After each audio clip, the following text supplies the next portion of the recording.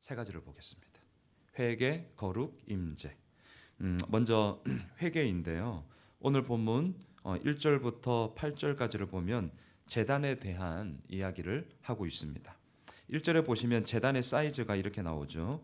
길이가 5규빗, 너비가 5규빗, 그리고 높이가 3규빗. 오늘날로 말하면 2.5m, 2.5m, 1.35m 정도 됩니다. 참고로 규빗은 저를 보시면 요 팔꿈치에서 손가락의 가장 긴 손가락까지 요게 규빗이에요. 요거를 규빗이라고 합니다. 그래서 대략 한 45cm 정도 되는데 조금씩은 다 차이가 있습니다. 이것을 규빗이라 하고요. 자, 제단은 정사각형이죠. 2.5m, 2.5m, 그리고 높이가 1.35m 정도 되는 정사각형의 제단입니다. 조각목으로 만들어라라고 하는데요. 이것은 아카시아 나무의 계열이고요. 아주 가볍지만 내구성이 좋아요. 튼튼합니다. 아주 내장재가 소위 좋은 나무입니다. 이렇게 나무로 반듯하게 제단을 만들고 그 위에 무엇을 더 씌우냐면 2절 맨 뒷부분에 보면 제단을 노수로 쌓아라라고 얘기를 하고 있습니다. 또한 제단에 들어가는 모든 그릇 3절 뒷부분에도 보면 제단의 그릇은 다 노수로 만들어라. 또 4절도 보면요. 제단을 위하여 노수로 그물을 만들어라. 그리고 고리 넷도 노수로 만들고요. 6절도 보면 조각목으로 만들고 노수로 쌀지며 라고 얘기를 하고 있습니다. 자, 먼저 제단에 대한 얘기인데요. 제단은 왜 있는 것일까요? 제단. 성막에 들어와서 하나님께, 그러니까 오늘날로 말하면 예배를 드리면서 나의 죄의 됨을 사함을 받게 되어지는 제물을 드림으로 하나님으로부터의 용서를 받게 되는 곳이 제단이죠. 그래서 제가 회개라는 말로 달리 좀 바꾸었습니다. 회개. 제단은 우리들의 삶 속에 회개를 일컫게 하는 그런 도구가 되는 것이죠. 우리가 주님 앞에 온전히 설 때에 회개함으로 내가 나아갈 때에 하나님께서 죄를 사해 주시는 그 용서의 은혜를 받는 것처럼 오늘 본문에서 제단을 만들고 제단을 통하여서 하나님 앞에 나아가고자 하는 것은 한마디로 회개입니다. 깨끗하게 죄 사함을 받음으로 말미암아 주님 앞에 나아갈 수 있는 길이 바로 제단을 통해서 나아갈 수 있기 때문에 그렇습니다. 그래서 8절에 보면 이렇게 정리를 합니다. 제단은 널판으로 속이 비게 만들되 산에서 내게 보인 대로 그들이 만들게 하라. 여기서 말하는 산은 어느 산일까요? 시내산이죠. 지금 모세는 시내산 꼭대기에 있습니다. 아직 내려오지 않았습니다. 출애굽기 19장에서 산에서 올라가서요. 지금 40일 밤낮으로 하나님과 독대하면서 지금 이 말씀을 듣고 또 하나님께서 보여주시는 그림원으로 지금 모세는 보고 있는 것입니다. 이것을 이제 산 아래 내려가서 출애굽기 32장에 이제 내려가게 되죠. 내려가서 이스라엘 백성들에게 너에게 보여준 그대로 만들게 하라라는 것입니다. 자, 먼저 첫째 정리하겠습니다. 제단, 회개를 생각하십시오. 회개.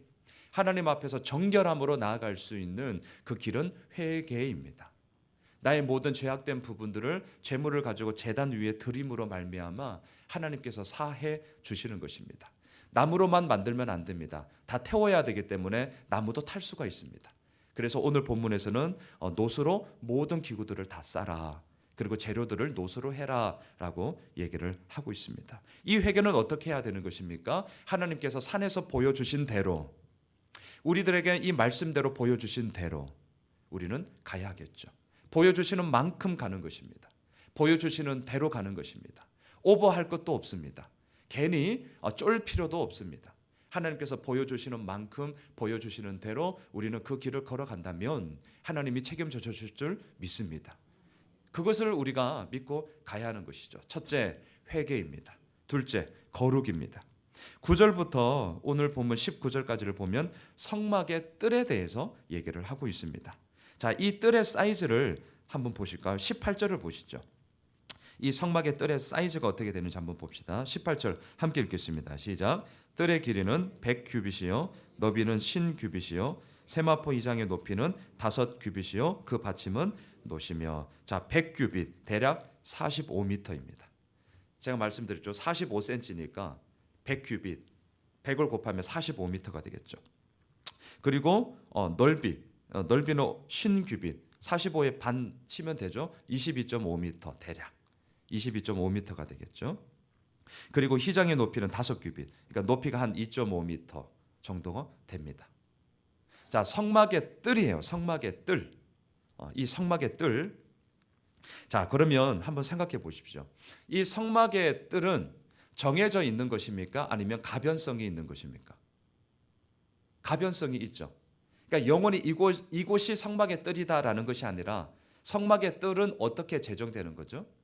이동하면서 성막을 치는 곳이 곧 성막의 뜰로 되는 것이겠죠. 성막을 짓고 그 다음에 45m, 25m 그 성막을 중심으로 이제 라운드를 치는 게 직사각형의 모양으로 휘장을 다 쳐야 되기 때문에 라운드를 이제 치게 되는 것이겠죠. 자, 여러분 여기서 우리가 생각해야 될 것이 뭐냐면 저는 묵상을 하면서 거룩이라는 말로 다시 한번 정리를 해보게 되었어요. 왜냐하면 오늘 9절부터 19절까지 성막의 뜰을 얘기를 하면서 휘장을 쳐라라는 말이 6번 반복됩니다. 여러분 한번 보십시오. 9절 보십시오. 9절에 보시면 뜰 남쪽에 너비가 100규빗의 세마포 휘장을 쳐서, 그리고 11절에도 보시면 그 북쪽에도 너비가 100규빗의 포장을 치되, 휘장, 포장 같은 원어입니다. 같은 말이에요. 그리고 또 12절에도 보시면 서쪽에 너비 50규빗의 포장을 치되, 그래서 남쪽과 북쪽은 100규빗 45m의 그냥 길이가 나온다는 것을 여러분들 알 수 있겠죠. 그리고 12절에 보면 서쪽에는 22.5m 50규빗의 포장을 칩니다.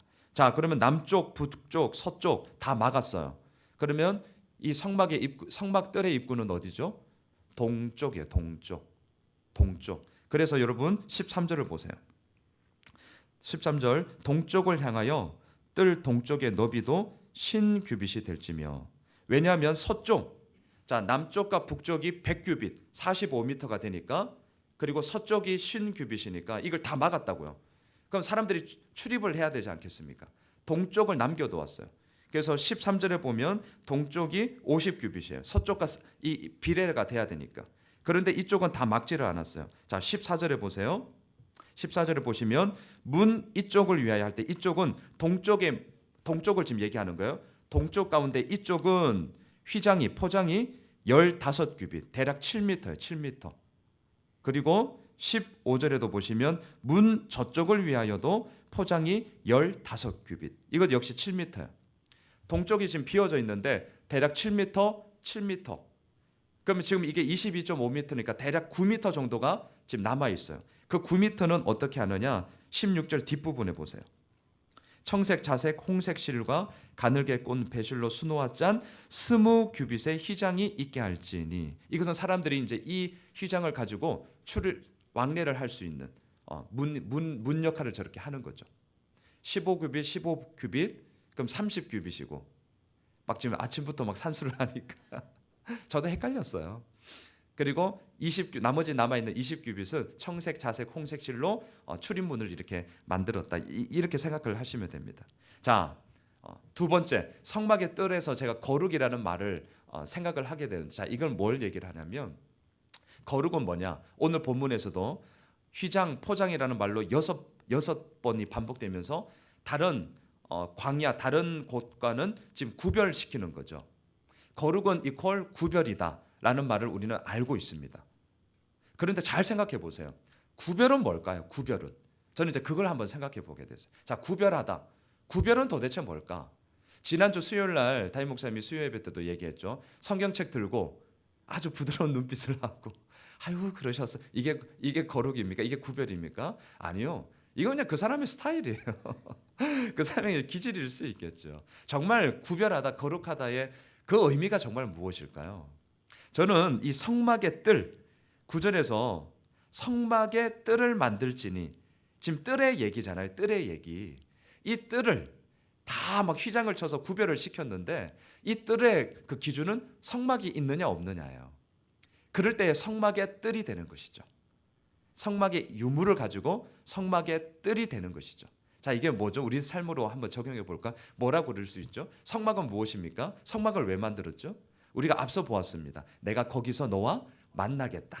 내가 거기서 너와 만나겠다. 그리고 항상 내 앞에 있어라. 이것이 토요일 날 그리고 주일 날 그 큐티 본문의 제목이었죠. 내가 너와 만나고 항상 너는 내 앞에 있으라. 그것을 위하여서 뭘 만들었어요? 성막을 만들었죠. 성막은 하나님이 계신 곳이죠. 그리고 그 계신 곳을 기준으로 해서 45m, 22.5m의 뜰을 만들게 되는 것이죠. 자, 지금 우리는 성막의 뜰을 보고 있습니다. 그것은 무엇입니까? 거룩 이퀄 하나님이 계시냐 안 계시냐. 다시 말하면 목사님이 그랬죠. 소속의 문제라고. 소속의 문제. 그러니까 이 공간 자체가 정말 영구히 거룩한 소위 구별된 공간이 아니고요. 그 공간은요 움직입니다. 성막은 움직이는 곳이에요. 그리고 가변성이 있는 곳입니다.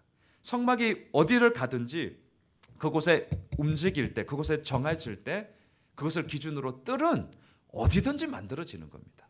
우리들의 삶도 마찬가지입니다. 거룩은 무엇입니까? 성막이 있느냐 없느냐요. 다시 말하면 내가 하나님과 만나냐 안 만나냐입니다.